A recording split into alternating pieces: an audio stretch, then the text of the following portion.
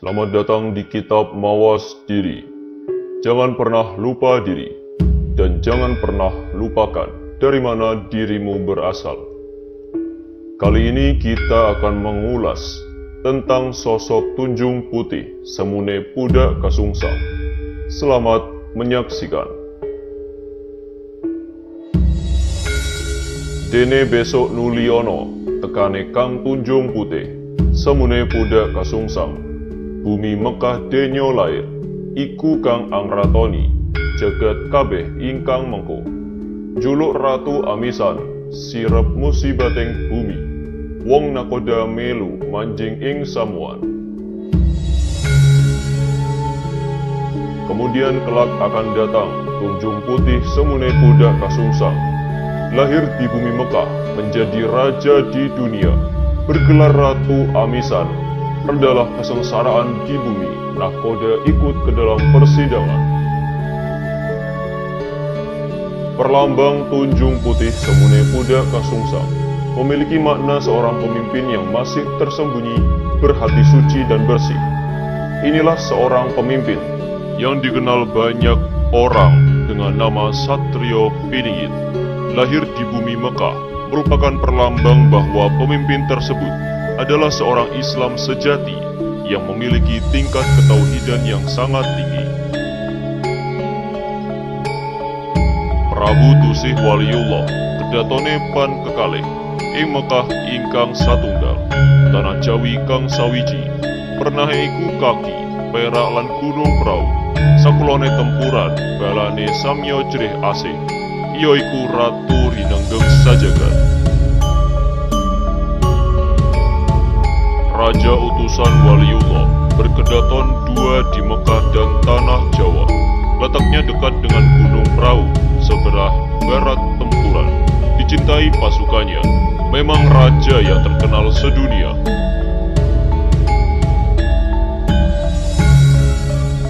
Bait ini menggambarkan bahwa pemimpin tersebut adalah hasil didikan atau tempaan seorang Waliullah yang juga selalu tersembunyi. Berkedaton di Mekah dan Tanah Jawa merupakan perlambang yang bermakna bahwa pemimpin tersebut selain berislam sejati namun juga berpegang teguh pada kauruh Jawa.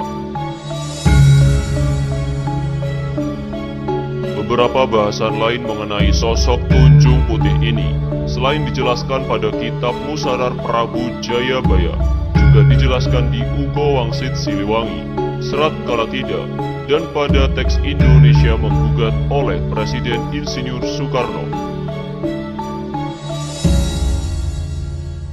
Negara bersatu kembali, Nusa Jaya lagi, sebab berdiri Ratu Adil yang sejati. Tapi ratu siapa? Dari mana asalnya sang ratu? Nanti juga kalian akan tahu. Sekarang, cari oleh kalian pemuda gembala. Mempunyai sifat adil, tidak tertarik dengan harta benda, bernama Sultan Eru Cakra, tidak ketahuan asal kedatangannya, tidak mengandalkan bala bantuan manusia, hanya Sirullah prajuritnya, dan senjata adalah semata-mata zikir, musuh semua bisa dikalahkan.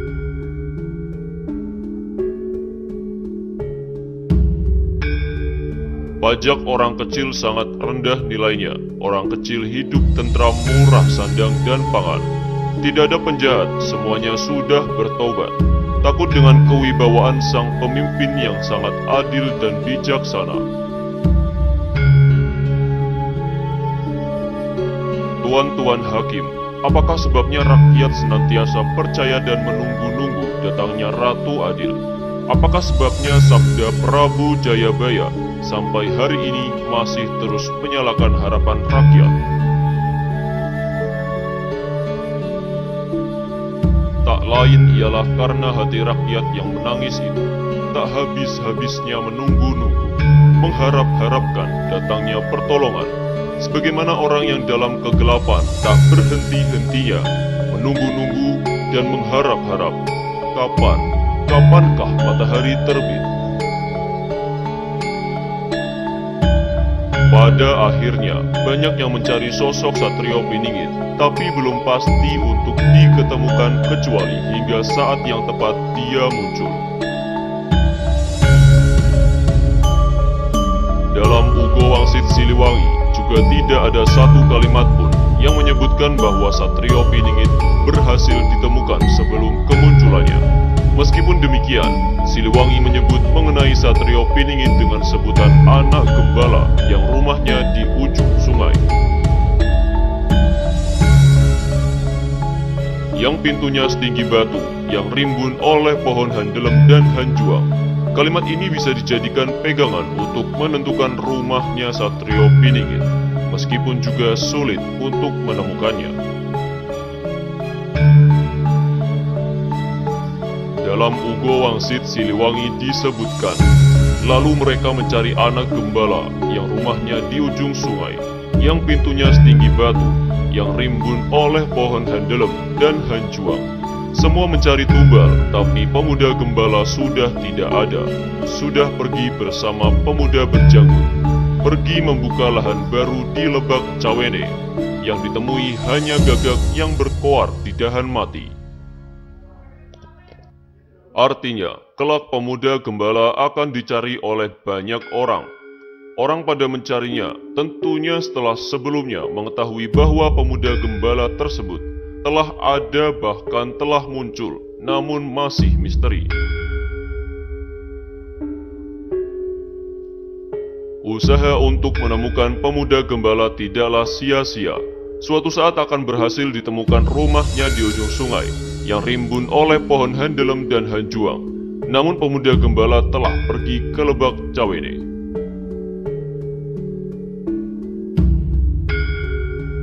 Sementara dalam ramalan Sabdo Palon membicarakan mengenai kehadiran kembali Sabdo Palon setelah menghilang selama 500 tahun. Banyak yang meyakini bahwa Sabdo Palon merupakan pengasuh Satrio Piningit.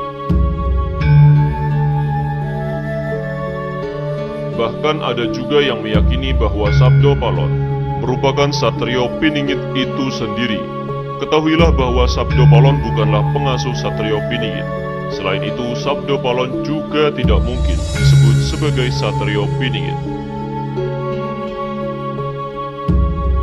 Banyak kalangan menjadikan ramalan Sabdo Palon sebagai patokan akan kehadiran Satrio Piningit, karena orang meyakini Sabdo Palon sebagai pengasuhnya. Akan tetapi tidak ada satu kalimat pun yang menyebutkan bahwa Satrio Piningit berhasil ditemukan sebelum kemunculannya. Dalam ramalan Sabdo Palon hanya disebutkan tandanya bila Gunung Merapi meletus dan memuntahkan lehernya ke barat daya. Baunya tidak sedap. Peristiwa tersebut yang selama ini dijadikan sebagai patokan akan kehadiran Satrio Piningit.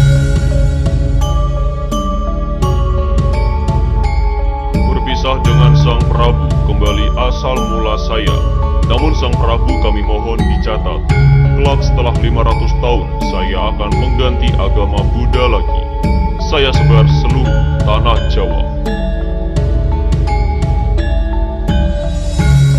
Bila ada yang tidak mau memakai, akan saya hancurkan menjadi makanan jin setan dan lain-lainnya. Belum legalah hati saya bila belum saya hancur leburkan. Saya akan membuat tanda akan datangnya kata-kata saya ini, bila kelak Gunung Merapi meletus dan memuntahkan laharnya.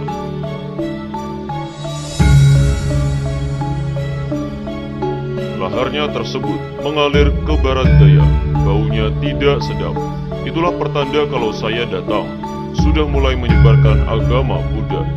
Kelak Merapi akan bergelegar, itu sudah menjadi takdir Hyang Widi, bahwa segalanya harus bergantian, tidak dapat bila diubah lagi.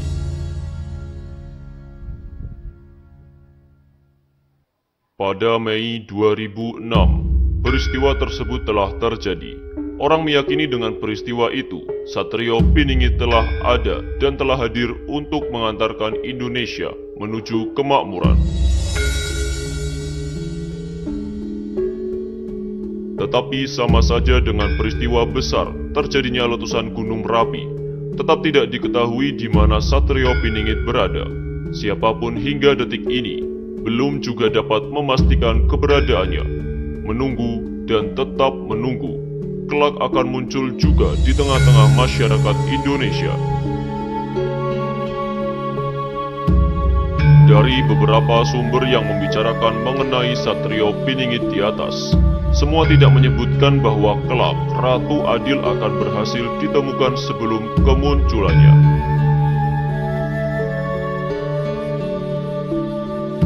Seluruh sumber menyebutkan akan kemunculannya secara tiba-tiba begitu saja, tanpa ada pemberitahuan. Kemunculannya secara mendadak bisa dijadikan momen kejutan bagi bangsa Indonesia yang sebelumnya mengalami masa sengsara, yaitu zaman Kolobendu.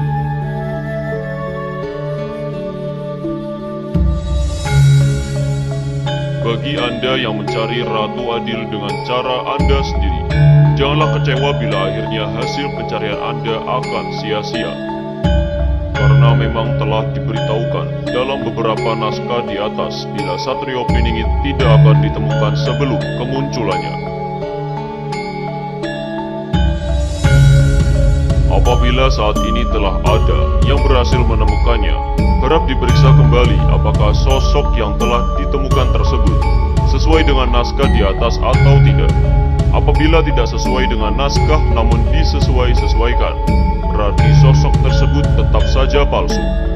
Jadi jangan kaget bila waktunya Satrio Piningit sejati muncul, kelak sosok yang telah Anda temukan ternyata palsu.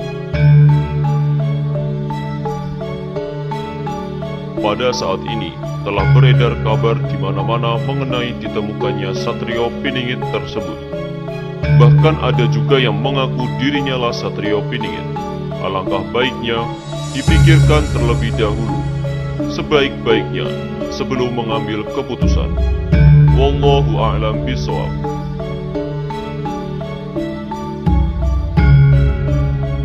Terima kasih telah menyaksikan Kitab Mawas Diri. Selamat bertemu di kitab-kitab selanjutnya.